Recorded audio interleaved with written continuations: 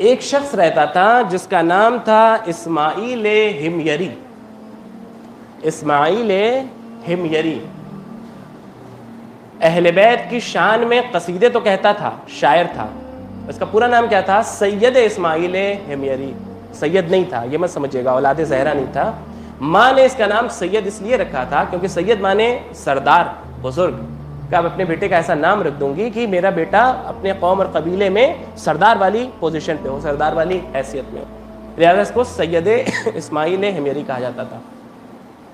اہل بیت کا محب تو تھا, چاہنے والا تو تھا, لیکن گمراہ ہو چکا تھا. کیسے گمراہ ہو گیا تھا؟ یہ ان افراد میں سے تھا جو مذہب کیسانیہ سے جڑ چکے تھے. مطلب حضرت محمد حنفیہ کو اپنا امام مانتے تھے. یہ پورا فرقہ ہے کیسانیہ, آپ تاریخ میں جا کے پڑھ سکتے ہیں.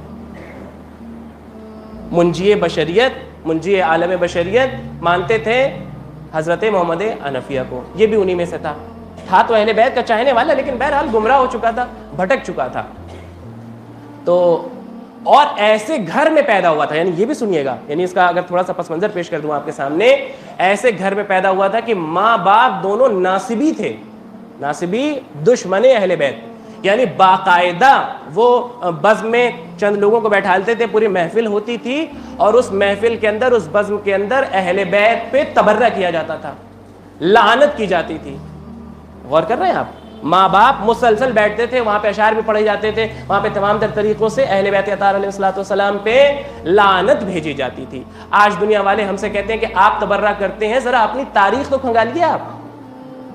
آپ اپنی تاریخ کھنگالیے. ہم نے نہیں کچھ کیا ہے, اور ابھی تو ہم نے اس کے مقابلے میں کچھ بھی نہیں کیا ہے جو آپ نے ہمارے اہل بیت کے ساتھ کیا.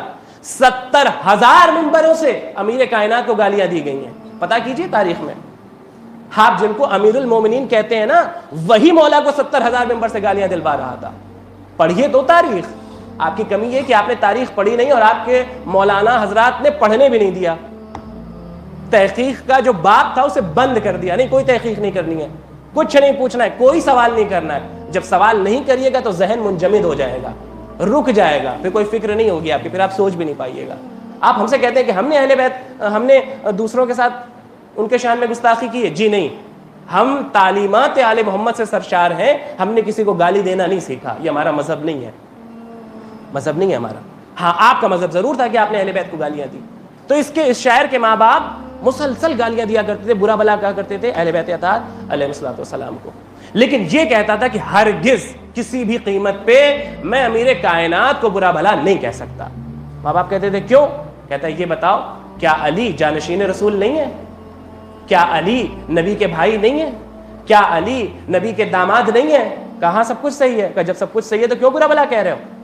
دلیل کیا ہے تمہارے پاس علی کو برا بھلا کہنے کی؟ میں مولا کو برا بھلا نہیں کہہ سکتا. یہاں تک ملتا ہے تاریخ میں کہ اس کے ماں باپ نے اس کو بہت مارا, بچپن سے بہت مارا کہ تجھے آنا پڑے گا بز میں, برا بھلا کہنا پڑے گا, کیونکہ شاعری یہ بچپن سے ہی شروع کر چکا تھا اور فل بدی شاعری کرتا تھا. بہترین شاعر تھا اپنے زمانے کا. یعنی آپ یوں سمجھ لیجئے کہ صادق آل محمد نے اسے سید الشعراء کہا ہے, شاعروں کا سردار کہا ہے اسے مولا نے. کہتا میں ہرگز مولا کو برا بھلا نہیں کہہ سکتا. بہت مارا گیا, یہاں تک کہ اس کا کھانا تک روک دیا گیا, کئی دن اسے فاقہ کرنا پڑ گیا, بھوکا رہنا پڑ گیا, لیکن اہل بیت کے خلاف اس نے زبان نہیں کھولی. ایک دن اس کا گزر, اب بہرحال چونکہ اہل بیت کے ساتھ اتنا تو اس کے دل میں اہل بیت کی محبت تھی اور اتنا احترام تھا کہ اہل بیت کے خلاف کچھ کہتا نہیں تھا. ہاں, کیسانیہ فرقے سے جڑا ہوا تھا. اب بہرحال اس کی تحقیق تھی اور مولا نے اس پہ نگاہ کرم کی. کیسے نگاہ کرم کی؟ جا رہا تھا تو مولا نے چند لوگوں کے درمیان کہنا شروع کیا کہ اسماعیل ہمیری شاعر تو بہت اچھا ہے, لیکن افسوس کہ کافر ہے. بہت اچھا شاعر ہے, ہماری مدح کرتا ہے, لیکن کافر ہے. اس کو خبر ملی, دوڑتا ہوا کہتا ہے فرزند رسول, کیا جسارت ہو گئی مجھ سے, کیا میں نے خطا کر دی؟ آپ کہہ رہے ہیں میں کافر ہوں, میں آپ کا چاہنے والا ہوں, میں آپ کا محب ہوں. شاید امام ہمیں اور آپ کو بھی درس دینا چاہتے ہیں. صرف دوستی کا دعویٰ کرنا ایمان کی دلیل نہیں ہے. نہیں, آپ نے جملہ بہت آسانی سے سن لیا.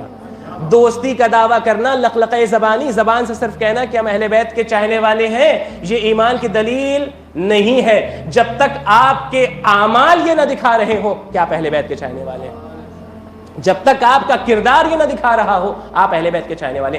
ہر ایک پیغام جو معصومین علیہ الصلوۃ والسلام نے پہنچایا ہے، اگر وہ پیغام ہمارے تک نہیں پہنچا اور ہم اس پہ عمل کرتے ہوئے نہیں نظر آ رہے ہیں، اس کا مطلب دین سے دور ہے.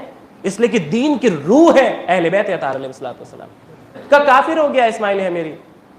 کہتا مولا کون سا ایسا میں نے گناہ کر دیا، میں لا الہ الا اللہ کہتا ہوں، محمد رسول اللہ کہتا ہوں، کیا مسئلہ ہے؟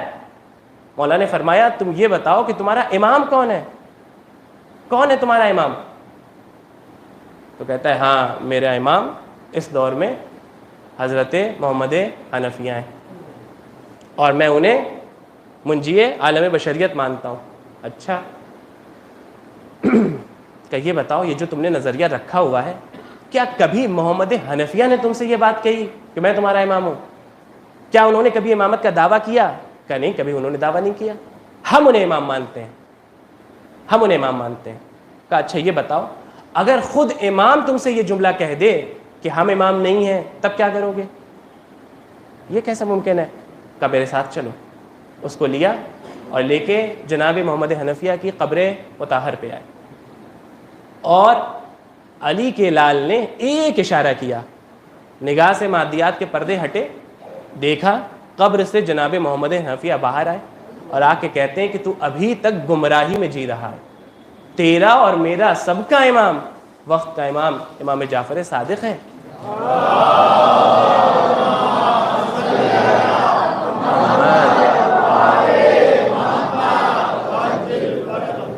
یہ ہمارے بھی امام ہیں اور تمہارے بھی امام ہیں اور منجی عالم بشریت بھی ہیں، اور یہ سلسلہ امام زمانہ عجل اللہ تعالیٰ فرجہ شریف تک جاتا ہے.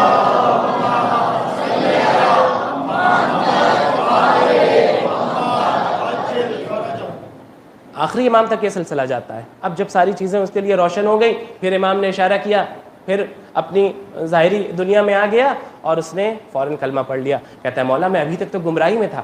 اچھا یہ واقعہ تو آپ نے سن لیا، لیکن ذرا غور کیجئے جس کے ماں باپ ناصبی، ظاہر ہے اس کے عزیز و اقربا بھی ناصبی، وہ جس ماحول میں رہ رہا ہے سب ناصبی. اب وہ تنہا وہاں پہ اگر یہ اقرار کرے اور اعلان کرے کہ میں نے تو اب علی کی ولایت کا کلمہ پڑھ لیا، جعفر صادق میرے امام ہے، کیا ماحول بنا ہوگا؟ منافقین نے اسے برا بھلا کہنا شروع کیا اور ستانا شروع کیا. اور وہ دن بھی آیا کہ جب وہ آخری سانسیں گننے لگا، اس دنیا سے جانے والا ہوا. منافقین آئے تماشا دیکھنے کے لیے اور کہنے لگے ذرا دیکھیں تو اس کی عاقبت کیسی ہوتی ہے. دنیا تو اس نے اپنی خراب کر لی بقول ان کے، اب ذرا دیکھیں عاقبت کیسی ہوتی ہے. غور سے سنیے گا، جس پہ معصومین کی ایک نگاہ کرم ہو جائے پھر اس کی فضیلت کیا ہوتی ہے، پھر اس کا کمال کیا ہوتا ہے. کہتے ہیں کہ لوگوں نے اسے دیکھنا شروع کیا تو محسوس کیا کہ اس کا پورا چہرہ سیاہ ہو چکا تھا، کالا پڑ چکا تھا. منافق ہنسنے لگے، یہ دیکھو صادق آل محمد کو امام مان رہا تھا، اس کا حال کیا ہوا، اس کا حشر و نشر کیا ہوا. چہرہ کالا پڑ چکا ہے، یعنی ابھی سے عذاب میں مبتلا ہے، جہاں کنی کا عالم ہے اور ابھی سے عذاب میں مبتلا ہے. لیکن انہی منافقوں نے ایک لمحے میں وہ منظر دیکھا کہ ایک نور اس کے چہرے پہ ایسا ساطع ہوا کہ چہرہ نورانی ہوا اور سفید ہوا. اٹھ کے بیٹھا، کہتا ہے السلام علیک یا ابا الحسن، السلام علیک یا امیر المومنین. صلی علی محمد. اب آپ سمجھے، مولا نے فرمایا میں سب کی قبر میں آتا ہوں، منافق کی بھی مومن کی بھی. مومن مجھے دیکھ کے خوش ہوتا ہے، مومن کے چہرے پہ نور بڑھتا ہے، اور منافق جس کی قبر پہلے سے ہی تاریک ہے اور تاریک ہو جاتی ہے. لوگ ہم سے کہتے ہیں کہ صاحب قبر سے ڈرائیے لوگوں کو، قبر کے بارے میں بتائیے کیا ماحول ہے قبر کا، کتنی وحشتناک کیفیت ہوتی ہے اس منزل پہ، بتائیے وہاں سانپ ہوں گے، وہاں بچھو ہوں گے. تو ہم یہی جملہ کہا کرتے ہیں بھائی ہم مومن کی قبر کا تذکرہ کرتے ہیں، منافق کی غار کا تذکرہ نہیں کرتے. بہت آسانی سے آپ جملے سن رہے ہیں. صلوات بھیجیں گے محمد و آل محمد.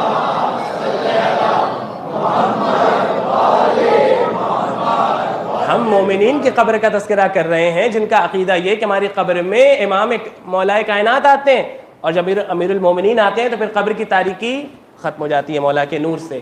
لوگوں نے دیکھا کہ اس کے چہرے پہ نور، ایسا نور ہوا کہ اب چہرہ پورا نورانی ہو گیا. یا یوں کہہ لیا جائے ایک کربلا میں جون کا چہرہ نورانی ہوا تھا اور ایک یہاں اسماعیل ہمیری کا چہرہ نورانی ہوا. اٹھ کے بیٹھا، مولا کو سلام کیا اور پھر لیٹ گیا اور جسم سے روح پرواز ہو گئی.